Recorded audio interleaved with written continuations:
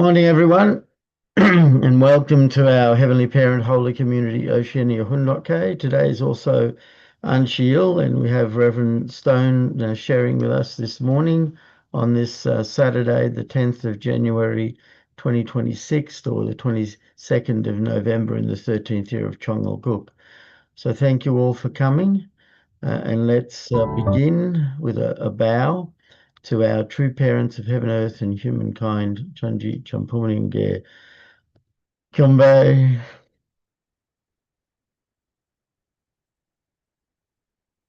Paro. And let's recite our family pledge, both in Korean and English. 가전맨세 6. 천일국 주인, 우리 가정은 참 사랑을 중심하고 하늘 부모님과 참 부모님의 대신 가정으로서 손을 움직이는 가정이 되어 하늘의 축복을 주변에 연결시키는 가정을 완성할 것을 맹세하나이다. Family pledge number 6. Our family, the owner of Chongal-guk, pledges to become a family that moves heavenly fortune by embodying the heavenly parent and true parents, and to perfect a family that conveys heaven's blessing to our community by centering on true love. Thank you. And I'd like to share a Father's prayer on hope. O Heavenly Parent of creation, your beauty has been revealed in all of creation, and all of the external forms which you have touched are overflowing with the beauty of your profundity and manifestation. Please allow us to be able to experience and feel keenly through our minds and bodies your broken heart, which even today is seeking without rest the beauty of humankind, which is the purpose of creation. And please allow us to be able to relate to your love with beauty. Please allow our minds to appear like the original minds of the time when you created us. And please allow our bodies to reveal beauty like the bodies just after creation when they were not stained by sin. Please allow us to stand with minds and bodies of the original nature, completely free of any defects, which can represent your love and heart. And if you, our God, move, we move too. And if you, our God, are at rest, we are at rest too. We have come to understand that this is one of the standards you have had as you worked hard going through the history of the providence of restoration until now. Since what we must find now are our own minds, and what we must complete are our own bodies, please let us find them and complete them. Then please establish us as beings who are able to bow down, representing the original beauty of our Heavenly Parent. Please allow us to be able to offer songs of gratitude and glory to you, Heavenly Parent.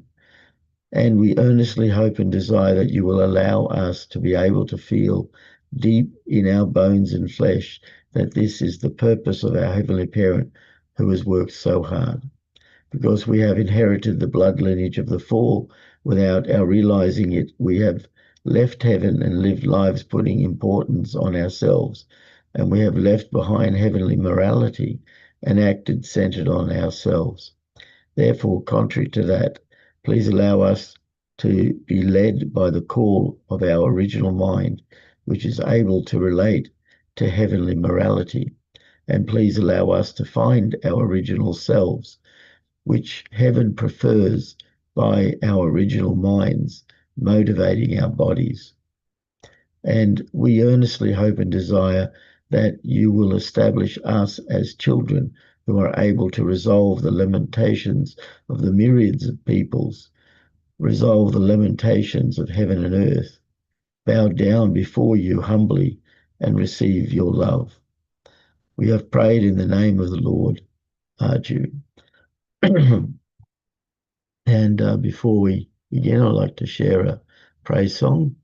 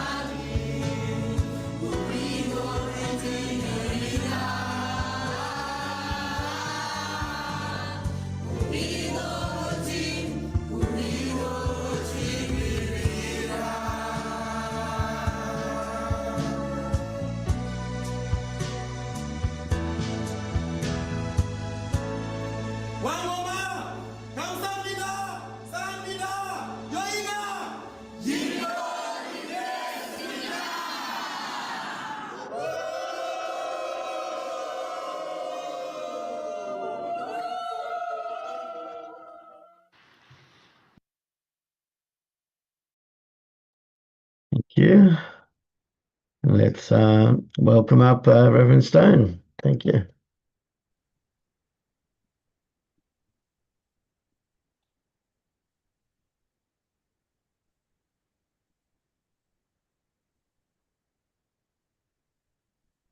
So, good morning, everyone. Can you hear me okay? Yeah, continue. Okay, great. All right. I hope my internet's strong enough here. I'm sort of in the country at the moment, but my talk today, I thought I'd talk about the parallels in the development of science and religion in God's providence. So, yeah, we live at a really, really special time, and we really need to understand how incredible it is at this time. Mother calls it the golden period. So hopefully this will give us a little bit more insight into that and confidence in testifying to true parents and to their teachings. So I'd like to start with a quote from the Exposition of Divine Principle, the introduction. Considered from the viewpoint of intellect, the human fall represents humanity's descent into ignorance. People are composed of two aspects, internal and external, or mind and body. And likewise, the intellect consists of two aspects, internal and external. In the same way, there are two types of ignorance, internal ignorance and external ignorance.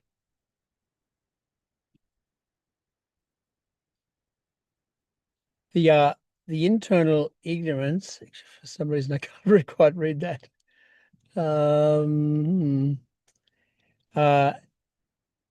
There's something covering it. Anyway, the internal ignorance, yeah, goodness gracious. Is ignorance to such questions as, what is the origin of human beings? What is the purpose of life?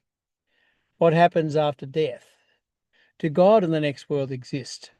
What is the nature of good and evil? External ignorance refers to ignorance of the natural world, including the human body. It is ignorance of such issues as, what is the origin of the physical universe? What are the natural laws governing all phenomenon? From the dawn of history until today, human beings have ceaselessly searched for the truth with which to overcome both types of ignorance and to attain knowledge. Humanity, through religion, has followed the path of searching for internal truth, and through science has followed the path of seeking external truth. Religion and science, each in their own spheres, have been the methods of searching for truth in order to conquer ignorance and attain knowledge. Eventually, the way of religion and the way of science should be integrated and their problems resolved in one united undertaking. The two aspects of truth, internal and external, should develop in full consonance. And only then, completely liberated from ignorance and living solely in goodness in accordance with the desires of the original mind, will we enjoy eternal happiness. So this really links of course, the development of religion over the centuries since the fall and the development of science to directly the providence, to the liberation of the original mind of all of us, and to the realization of God's dream of enjoying eternal happiness. So this is really important pathways that the divine principle illustrates. So this diagram we've seen quite a few times probably, but it's very simple and instructive that, there's each of us, we have as it says in the divine principle we just read, we have a mind, which is the internal, it's invisible, and yet it's our subject. And we have a body, which is physical, living in the realm of the physical world. So the fall brought about these two aspects of ignorance, of the internal ignorance, which is, up here, not knowing God, not knowing correct morality, not knowing our true identity as God's sons and daughters, and so on. And so religion has driven us. So the development of religion has gradually led us to understanding who we are, who is God, what is our role, what is God's dream, and how can we realize a world of goodness. And but the external is also driving along in consonant, just like the mind and the body of a human being. They are both linked and of course essential. So this external ignorance, not knowing the laws of nature, not knowing the nature of matter. And so this has been driving along at the same time. And there is a sort of link between the two. And that's what I'd like to highlight today, the link between the development of religion and the development of science towards realizing this world of goodness and God's dream. So let's have a look, first of all, the path to overcome external ignorance through science. So I found this little chart. Really, I guess it's trying to illustrate how knowledge has been developed, and this is the knowledge of the external side. Like the knowledge of the physical universe and the laws that govern it, and so on, and how we can control nature and go forward to realize God's ideal. So way back here in the 1440 to 1900. It says knowledge doubled in 400 years. So it was a bit of a slow time. And before that, of course, it was even longer. So, there's not a lot in a sense, we learned how to, how to use fire. We learned, some basic laws of Archimedes way back and, those kind of things, of course. But so it started to develop more strongly around this time. And then it says in the 1900 to the 1950s, within not 400 years, but within 50 years, knowledge doubled. And then you go on 1959, 70, within 20 years, they say that they estimate that knowledge doubled. And then you go on now, just in 10 years, like 1970 to 1980, knowledge doubled in 10 years. And then from 1980 to 2000, which is it's a 20-year period, but it says that during that time, knowledge doubled in eight years.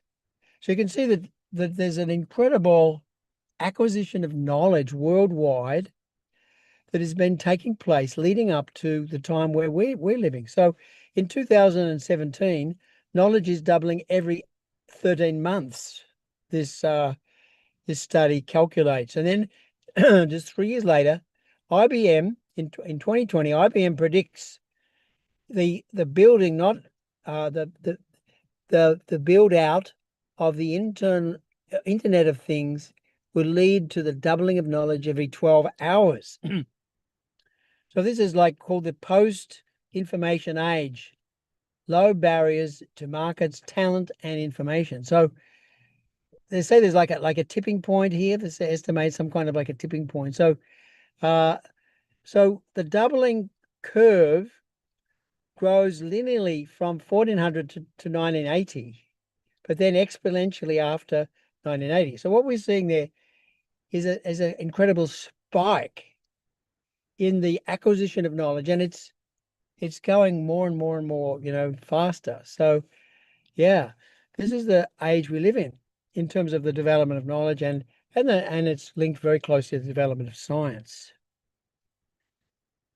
So just like an illustration of this, perhaps more concretely, in the arena of physics, we have these two individuals, Sir Isaac Newton on the left, who lived from 1843 to 1727. And then you have Albert Einstein, who lived from 1879 to 1955. So, these two people made very significant contributions to the area of physics.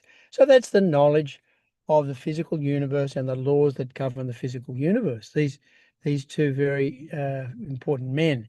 First of all, let's have a look at Sir Isaac Newton. Sir Isaac Newton was an English polymath. That means he was he was not just an expert in one area, but he was an amazing expert in multiple areas. Who was a mathematician, a physicist, an astronomer, an alchemist, a theologian, an author, and an inventor. And he was a key figure in the scientific revolution and the enlightenment that followed. His book, Mathematical Principles of Natural Philosophy, sometimes briefly referred to as Principia, first published in 1687 when he was only 44 years of age, achieved the first great unification in physics and established classical mechanics. Newton contributed to and refined the scientific method. His work is considered the most influential in bringing forth the modern science. In Principia, Newton formulated the laws of motion and universal gravitation that formed the dominant scientific viewpoint for centuries until it was superseded by the theory of relativity. While this is the case, his laws still serve as excellent approximations for the vast majority of physical phenomena involving low speeds, much less than the speed of light, and weak gravitational fields. So, okay, he was great, but then his Sir Isaac Newton's ideas were superseded with the discoveries of Albert Einstein. Now, Albert Einstein came along, beginning of the 20th century, and initially the reception to Einstein's theories was complex. Special relativity, which was 1905, gained acceptance by the 1920s as a crucial tool in the new physics. While general relativity came along 10 years later in 1915, it became, which is like accelerated frames rather than just single velocity frames, but it became mainstream in the 1960s. The 1919 solar eclipse observations confirmed general relativity, transforming Einstein into a global celebrity and solidifying his theory's importance. So his theories came along, they were very new and very radical, truly. It was like a whole paradigm shift in the understanding of the laws of the physical universe. So it was not initially received well, or understood well. And so initially, the theories of relativity received quite a bit of criticism. The criticism of the theory of relativity of Albert Einstein was mainly expressed in the early years after its publication in the early 20th century on scientific or pseudoscientific or philosophical or even ideological bases. And though some of these criticisms had the support of reputable scientists, Einstein's theory of relativity is now accepted by the scientific community. So it took a while, and he received, quite a bit of backlash from it. So, I mean, the first formula up there on the right, G m1 m2 over d squared, that's classical mechanics. That's like the theory of gravity that was discovered, the main formula from Newton. The E equals mc squared, of course, is the classical understanding that Einstein brought, the equivalence of mass and energy. So from the perspective of physics, the shift from Newtonian physics to Einstein's theory of relativity involved a revolutionary change in the understanding of space and time and gravity. Einstein showed that space and time are unified into a single space-time continuum that is dynamic and affected by mass and energy, rather than being separate and absolute as Newton proposed. So this led to the concepts of time dilation, length contraction, and the understanding of gravity as the curvature of space-time, which explains phenomena like Mercury's orbital precession that Newtonian physics could not explain. So look, if you really look into it, and I'm sure some of you probably have, some of you haven't, but relativity is kind of a bit mind-boggling conceptually. But, if you're going, depending what speed you're going, is that your length contracts and time changes and all kinds of things like this. So, look, it's really an incredible, interesting theory, but it launched us into the modern era. And we're not even talking about quantum mechanics or, other amazing discoveries in astrophysics and all kinds of things like that. Medical science, all these things were, developing very, very rapidly as well, in parallel with all these things. So it was a massive change in scientific knowledge that we saw earlier. So okay, let's have a look now at the path to overcome internal ignorance through religion. So we've looked at the Hyungsang, the external side, the body side. Now we're going to look at the internal spiritual or mind side. So, this diagram here, I hope you can see it. This is in the divine principle. And we can see that the development of spiritual knowledge was also very, very slow. After the fall of Adam, we read at the time of Noah that God regretted that he made human beings so lustful and so, evil had they become. It was like caveman era, I guess you could look at.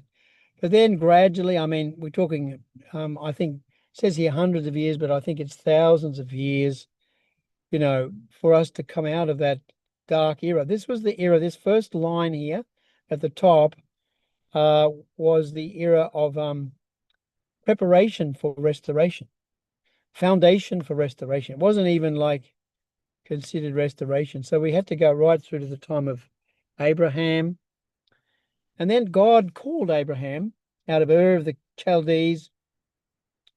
And 400 years later, we saw Moses. And then the laws of Moses came. Hey, you're not allowed to kill each other. Hey, stealing is wrong.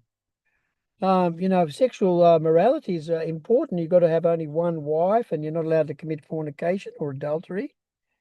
So, okay, you say, well, whoa, that's pretty simple stuff. But hey, it's been thousands and thousands of years before, at some point on Earth, God could tell people, these basics of spiritual law. And then, of course, the chosen people developed, and then Jesus came. So Jesus now, he's there trying to, he's the fulfillment, of course, of the messianic prophecies to the Jewish people, to chosen nation of Israel. And yet it was so hard for him to gain traction. It was he met with so much opposition, as we know, and people couldn't understand his calling, and even his teachings were received, by the clergy of his time, the rabbis and the scribes and Pharisees and so on, as being heretical.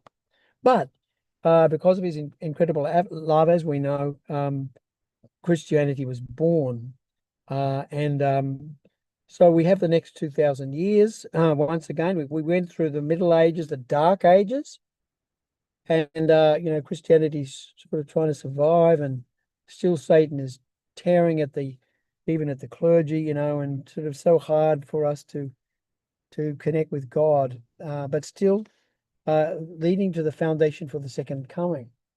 So then we have the coming of the true parents and the preparation of the second Israel, which is, of course, the Korean people, as True Mother has been explaining, So a long and arduous course of revelation, and has reached to today. But I think there's a very interesting parallel with the development of science, because you've got now an incredible clarity of revelation that's taken place through the coming of the true parents, and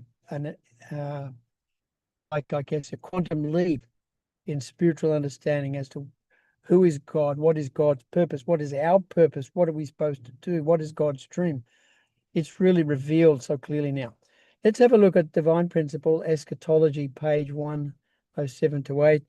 So I've read this a few times, but it's very insightful to see the reception that Jesus received and that true parents have received. Fallen people's spiritual sensibility is extremely dull. Hence, they generally tend to adhere strictly to the letter of of the truth in their efforts to follow God's providence. Such people cannot readily adjust themselves to the dispensation of the new age, even though the providence of restoration is moving towards it. They are generally too strongly attached to the outdated perspective provided by the doctrines of the old age. This is well illustrated by the case of the Jewish people of Jesus' day, who were so attached to the Old Testament that they could not respond to Jesus' call to open the new chapter of the providence. On the other hand, those believers who receive divine inspiration through prayer are able to grasp spiritually the providence of the new age, even though this may put them at odds with the doctrines of the old age. They will still respond to the promptings of the Spirit and follow the calling of the new providence. Okay, so yeah, so just as Albert Einstein and received very skeptical reception to the new theories of relativity that he introduced, and it took years, even decades, before they became accepted. Same with the spiritual truth as well. So there's certain very interesting parallels with both the development of religion and science. And we can see this also illustrated by St. Paul in 1 Corinthians chapter 13. And he says, For we know in part, and we prophesy in part, but when completeness comes, what is in part disappears. When I was a child, I talked like a child, I thought like a child, I reasoned like a child. When I became a man, I put the ways of childhood behind me. And now we see only a reflection as in a mirror. Then we shall see face to face. Now I know in part, then I shall know fully, even as I even as I am fully known. So this is a sort of like a glimpse that St. Paul had of the coming of the new truth. It says when completeness comes, obviously the second advent, and this is the time we live in. So just as Christian understanding, I believe, is like that of a child in a sense. It's like seeing through a glass or through a mirror dimly. And now the revelations that have come with the true parents in this new golden age are so clear. And we know face to face who we are, who is God, what is our purpose in life, what are we supposed to do, how can we build God's kingdom, how can we overcome the challenges that this world faces right now. So it's clear this is the nature of the truth that has been revealed to us through true parents. So the new truth, let's take a look at the list of the missions of the new truth from the introduction to the divine principle.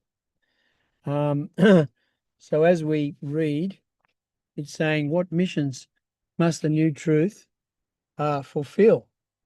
The new truth should be able to unify knowledge by reconciling the internal truth pursued by religion and the external truth pursued by science. Consequently, it will enable all people to overcome the two types of ignorance, internal and external, and fully comprehend the two types of knowledge. 2. Next, the new truth should lead fallen people to block the ways of the evil mind and pursue the goals of the original mind, enabling them to attain goodness. It should guide people to remove the double-mindedness that sometimes seeks good and sometimes evil. It should empower religious people to overcome the contradiction which they face in their struggle to live according to the way. Okay, and then thirdly, the third mission of the new truth. The new expression of truth should be able to reveal the heart of God, his heart of joy at the time of creation, the broken heart he felt when humankind, his children, whom he could not abandon, rebelled against him, and his heart of striving to save them throughout the long course of history. 4, nonetheless, one final and inescapable conflict remains before us, the war between democracy and communism. Although each side has equipped itself with fearsome weapons and is pitted against the other in readiness for battle. The core of their conflict is internal and ideological. Which side will triumph in this final ideological conflict? Anyone who believes in the reality of God will surely answer that democracy will win. However, democracy does not possess any doctrine which can win over communism, nor does it have the power to do so. Therefore, in order for God's providence of salvation to be completely fulfilled, this new truth should first elevate the idealism of the democratic world to a new level, and then use it to assimilate materialism and finally bring humanity into a new world. This truth must be able to embrace all historical religions, ideologies, and philosophies and bring complete unity among them. So that's an amazing thing to be able to do, you know. This is the capacity of the new truth that we've received. Number 5, the new truth should guide fallen human beings to return to their original state. To do this, it must reveal the purpose of which God created humankind and the universe, and teach about the process of their restoration and its ultimate goal. And 6, in addition, the new truth should be able to elucidate many difficult issues in Christianity, which has been granted the mission to establish its sphere of culture worldwide. So this is like a summary of the mission of the new truth as revealed, as listed in the introduction to divine principle. So just drawing this together, the teachings of true parents have elevated our understanding of the Bible and of spiritual truth in general to an entirely new level. They are the truth needed to bring about God's dream, a unified world of peace. So this is just some list that I've put together. So 1, these teachings of true parents reveal the actual nature of the fall, which involved a change of lineage, of blood lineage, from God's lineage to Satan's lineage. Previously, it was described in symbolic terms only. So even in Christianity and some other religions to some extent as well, the fall was only described symbolically. Nobody really knew what happened, you know, what went wrong. So how can you solve it if you don't know what goes wrong, you know?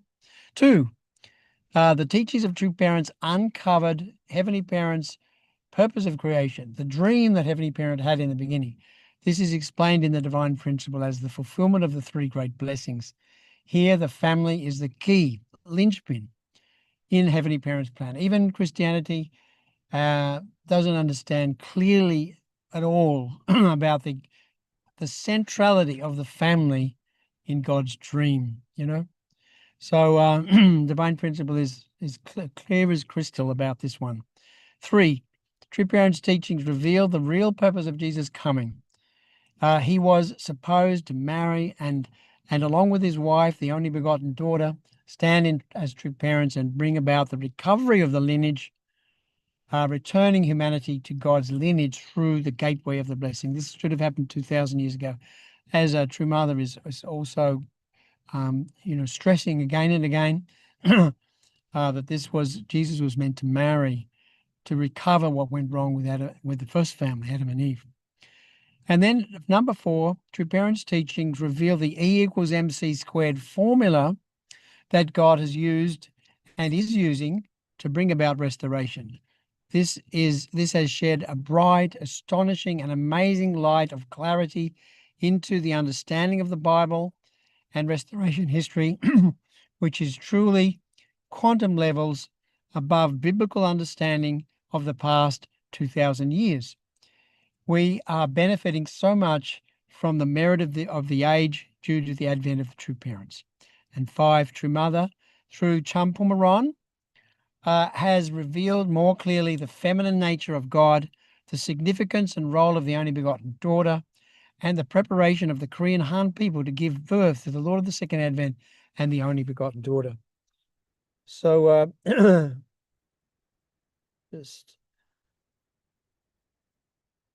So to conclude, this is also a quote from Divine Principle. In every corner of the world, countless souls had been groping in the darkness, who had been groping in the darkness are receiving the light of this new truth and are being reborn. As we witness this, we cannot stop shedding tears of deepest inspiration. We desire from the bottom of our hearts that its light quickly fills the earth. So this is the call of Mother now, and of course of Father, and a whole movement that we get out there and witness to this new truth, that we what we have is so powerful, is what the world needs, is the medicine that this sick world needs right now. And we've got our responsibility is to get this amazing truth out there. So thank you, everyone, for your kind attention. Yeah, thank you, Reverend Stone, for sharing. And before we go into some reflections, I'd like to also share another praise song that we can reflect over. Just bring it up. Thank you. So let's enjoy.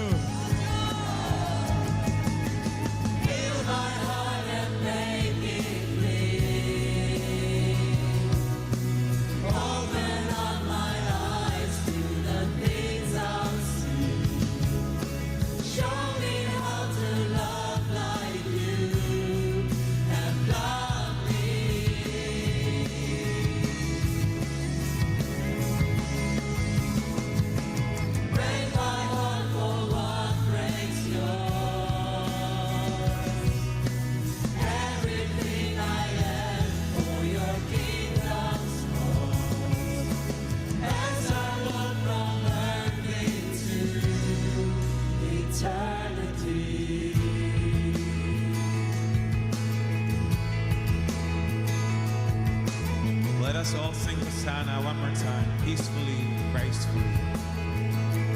Hosanna, Hosanna, Hosanna in the highest. Hosanna.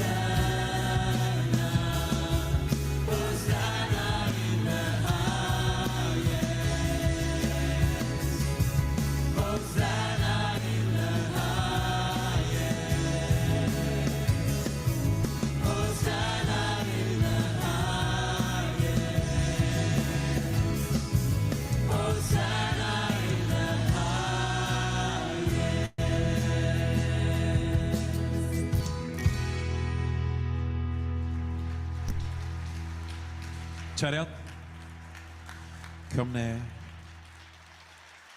바로.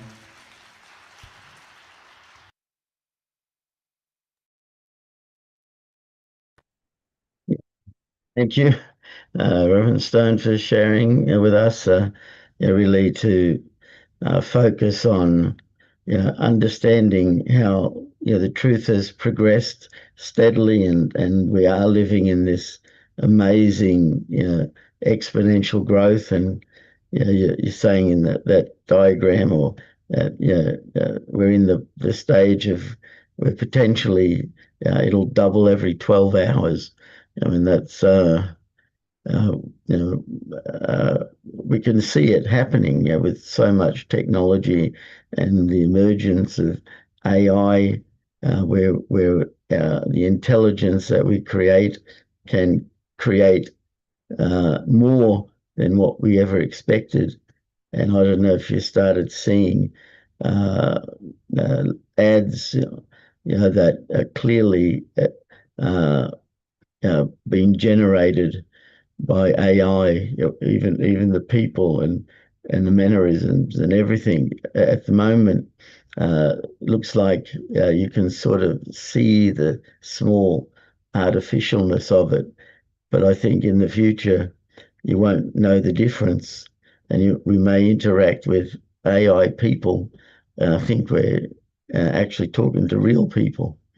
And to me, this is an exciting development. I know some people think it's not so exciting, but yeah, we need to really understand the truth, because the real truth is connected to our Heavenly Parents' morality, and that's what needs to temper this expansion and growth. We want to make sure that the internal aspect of God's heart and love is the real motivation for all the expansion. Not an economic reason.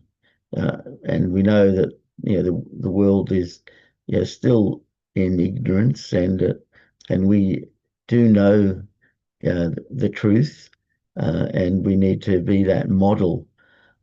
Like the opening prayer talked about, God is wanting to see beauty from humanity, but the original beauty of our mind and bodies, the original beauty of the true your heart and spirit and love that comes from understanding and knowing who our true father and our true mother really are, knowing who our heavenly parents are, that we are really the children of our heavenly parent. And we still are in the challenge, this golden age, to really bring about the transformation of many people, and help them to understand the blessing, because it all comes down to our responsibility, and to help others to recognize that they have a responsibility as well. So yeah, thank you for the message this morning, Reverend Stone, and really, to understand how we are in this time where ignorance can be completely eradicated. So thank you, and open up to anyone else who'd like to make a comment. Please do.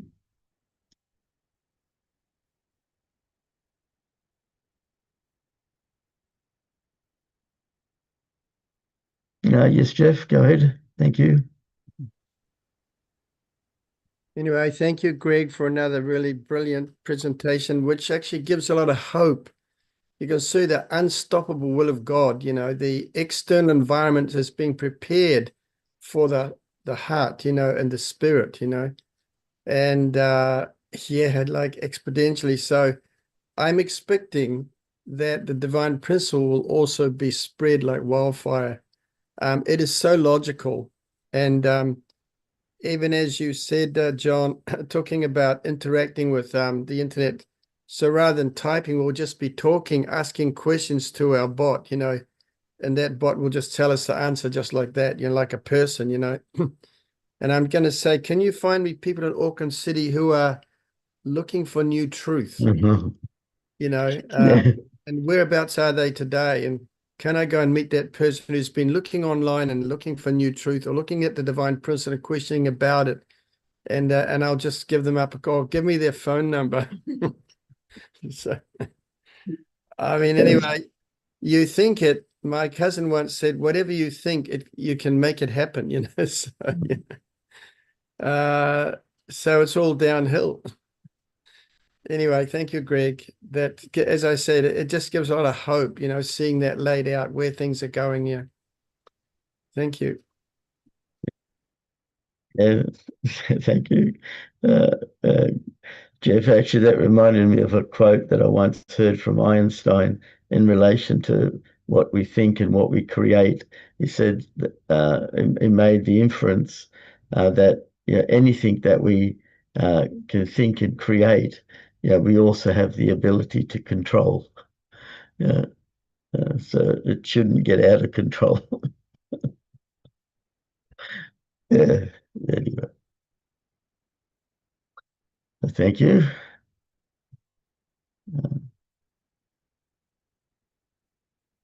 All right. Yeah, well, I think we're actually at that time. We can just go to our unison prayer. So I'll just bring that up. Yes. So let's pray together.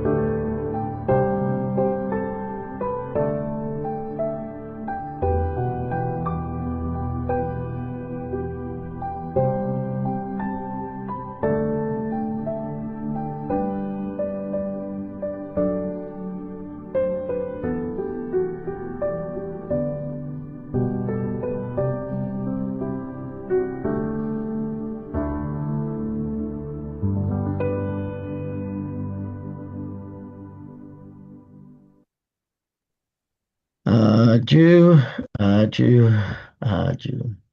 Thank you, everyone. Thank you again, Reverend Stone, for sharing. And I hope everyone has a great day and see you all again tomorrow. Thank you.